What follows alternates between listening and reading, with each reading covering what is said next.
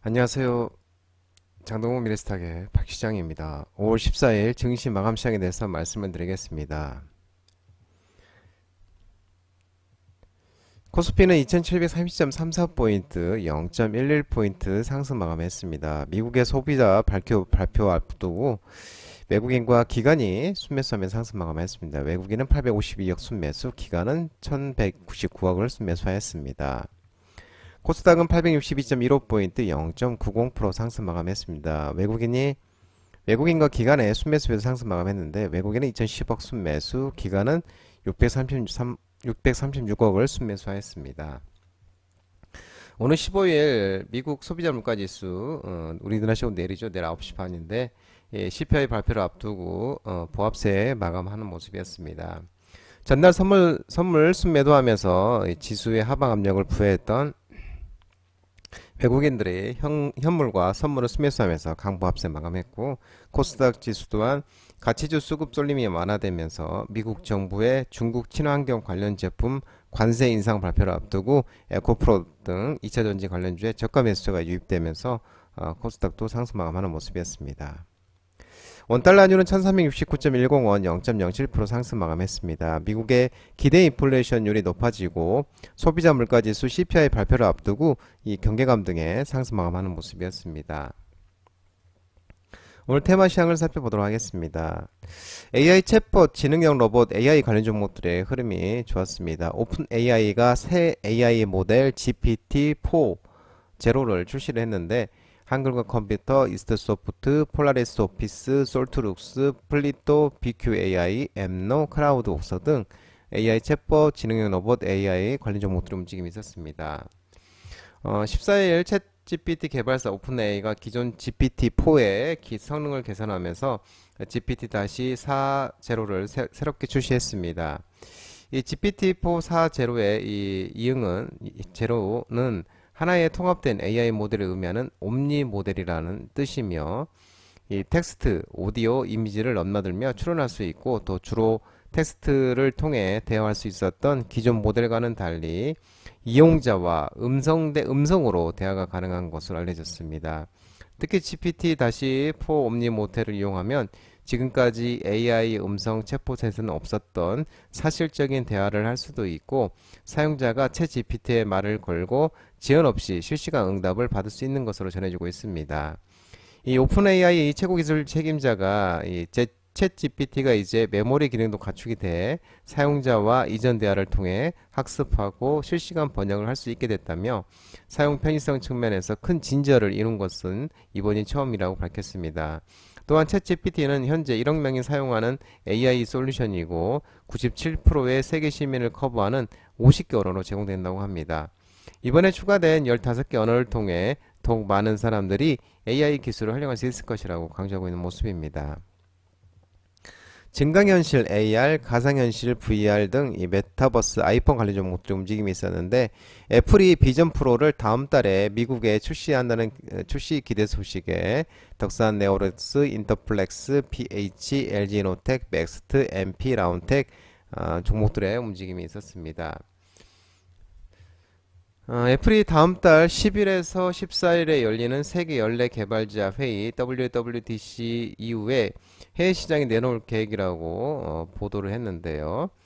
출시 예정 시장에서는 한국을 포함해서 독일, 프랑스, 호주, 일본, 싱가포르, 중국 등이 포함됐고, 작년 6월 비전 프로가 처음 공개된 때로부터 1년 만에 해외 출시를 알려지고 있습니다. 6월 판매가 확정이 되면 출시 4개월여 만에 글로벌 시장 영역을 확대하는 셈입니다. 한편 비전 프로의 해외 시장 출시가 애플의 가장 인기 있는 제품인 아이폰의 판매가 둔화하고 있는 시기에 매출 증대에 도움이 될 수 있을 것이라는 분석입니다. 2차전지 전기차 관련 종목들의 일부 저가 매수가 들어왔습니다. 테슬라가 미국 내 모델 Y 신차 할부 금리 대폭 인하 소식에 대주전자 재료, 에코프로, LG화학, LG에너지솔루션, 자비스, 삼성 SDI, 강원에너지 등 2차전지 전기차 저가 매수가 유입되면서 반등이 좀 나왔습니다. 테슬라가 2.03%로 지난 주말 주말 판매 증대를 위해서 미국 내 모델 Y 신차 할부 금리를 대폭 인하하는 가운데 상승했고, 지난 10일 첫 거래에서 급등했던 이 중국 전기차 스타트업 지커가 연일 상승했습니다. 리비아는 9.11, 누시드는 5.64% 상승했습니다. 이 여타 전기차 업체들 상승한 가운데 베트남 전기차 업체 빈페스트도 폭등을 했습니다. 빈페스트는 51.5%까지 크게 올라갔습니다.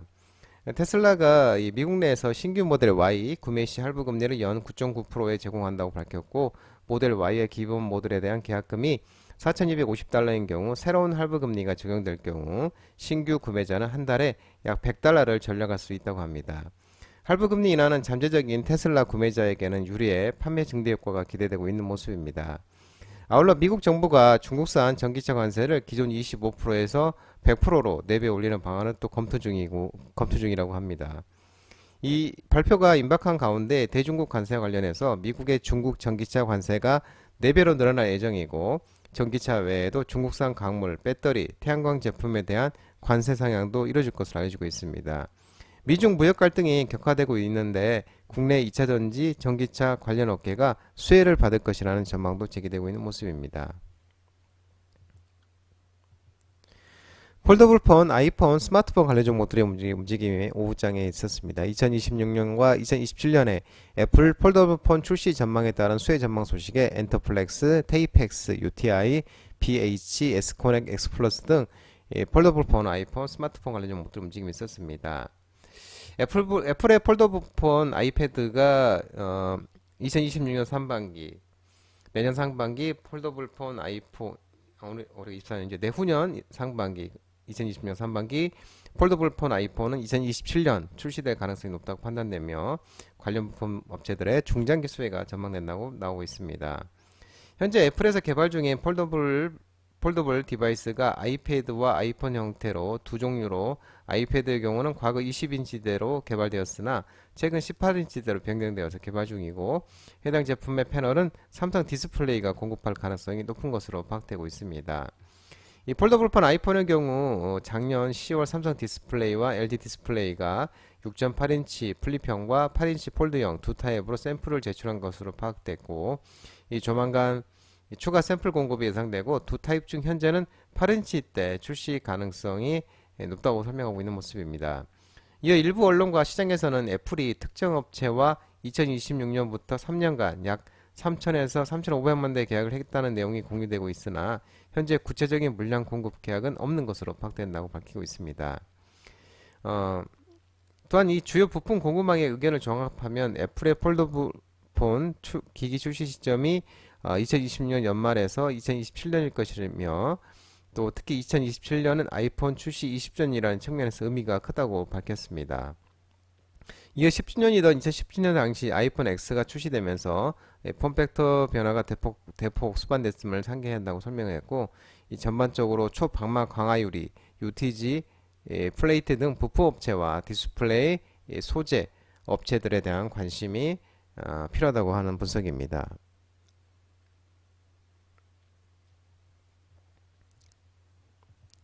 치매 관련 종목들의 움직임이 있었습니다. 아리바이오가 경구용 알츠하이머 치료제 AR1001 중국 임상 3상 시험 계획 승인 소식에 오스코텍, 바이오톱스텍, 펩트론, 대화제약 등 치매 관련 종목들의 움직임이 있었습니다.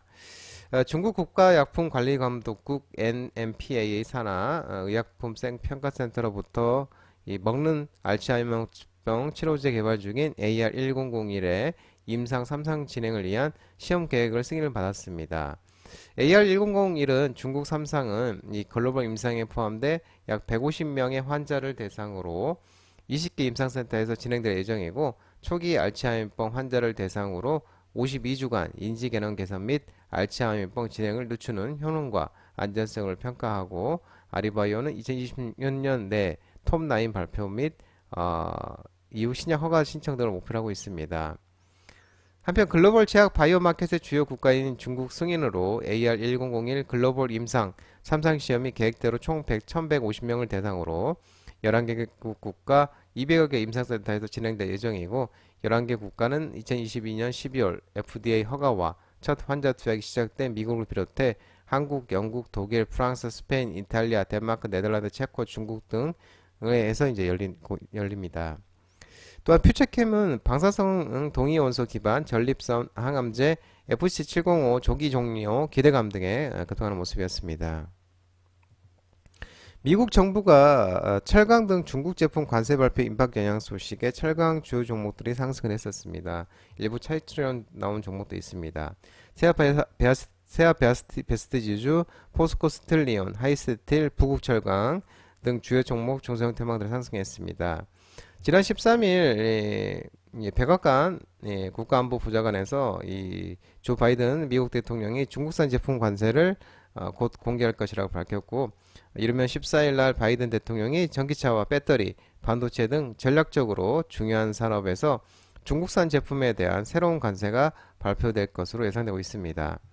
한편 지난달 바이든 대통령이 미국 철강 노조를 만나 중국산 철강과 알루미늄에 대한 관세 인상을 제안한 바 있고, 중국산 철강, 알루미늄 제품에 대한 관세를 현행 7.5%에서 25%로 올리도록 미국 무역대표부에 지시한 것으로 전해지고 있습니다. 앱툰 플랫폼 기업 증가에 따른 앱툰 CP사 이익 성장 전망 등의 앱툰 관련 종목들이 움직임이 있었는데요. 미스터블루, 아이랩, 조이시티, MBT 등 앱툰 테마 일부가 상승했습니다. 소니가 일본 4대 만화 플랫폼인 메차코믹의 운영사인 인포콤을 인수하려고 한다고 5월 9일 블룸버그에서 보도했으며, 소니는 사모펀드와 함께 인포콤 최대 주주인 화학기업 테이진이 보유하고 있는 지분 58%를 인수한 이후에 공개 매수를 통해 100% 확보할 계획이라고, 지분을 100% 확보할 계획이라고 합니다. 과거 OTT 등장으로 콘텐츠 공급처가 많아진 드라마 제작사들의 이익이 점프했던 것처럼 올해와 내년의 앱툰 CP사들도 이 플랫폼 다변화를 통한 이익 성장이 가능할 것으로 전망이 되고, 일본 만화 시장에서는 웹툰 콘텐츠가 차지하는 비중이 여전히 10% 미만으로 이제 막 개화하는 시장이라고 판단된다고 합니다.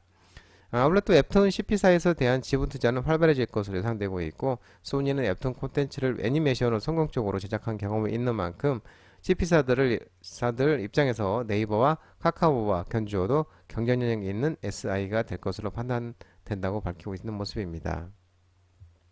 한동훈 국민의힘 당대표 출마설 속에 또 한동훈 관련 종목들 움직임이 있었습니다. 체시스, 오파스넷, 노을, 태양금속, DTNCRO 등 일부 한동훈 관련 종목이 움직였었는데, 이 한동훈 전 위원장이 지난 12일 날 원희룡 전 교통부 장관과 서울 모처에서 만찬회동을 한 것으로 알려지고 있습니다. 구체적인 의제 등은 확인되지 않고 있지만 전당대회 등 당 상황에 대한 대화가 오갔을 것으로 관측되고 있고, 한동훈 전 국민은행 비상대책위원장이 4.10 총선 참패 이후에 이어오던 자맹을 끝내고 서서히 정치 행보를 시작하자 당대표에 도전하기 위한 본격적인 몸풀기에 나섰다는 해석이 나오고 있는 모습입니다. 이상민 국민의원, 국민의힘 의원도 한동훈 전 비상대책위원장의 전당대회 출마 여부와 관련 이 출마로 마음은 기울이지 않았냐는 생각이 든다고 밝힌 바도 있습니다. 장동훈 미래스탁 전화번호는 166-3797입니다. 끝으로 장동훈 대표 유튜브 채널 구독과 좋아요 많이 부탁드리고요. 알림 설정을 꼭 해두시기 바랍니다. 유튜브 채널 안에 보면은 공유가 있습니다. 공유, 소개 링크 많이 부탁드리고요. 유튜브 장중 라이브 무료 방송 진행하고 있으니까 혼자 하기 힘드신 분들이나 도움이 필요하신 분들은 언제든지 오셔서 많은 도움 받아가시기 바랍니다. 오늘 시장도 모든 분들 고생 많으셨고요. 남은 시간 평안한 시간 되시기 바랍니다. 감사합니다.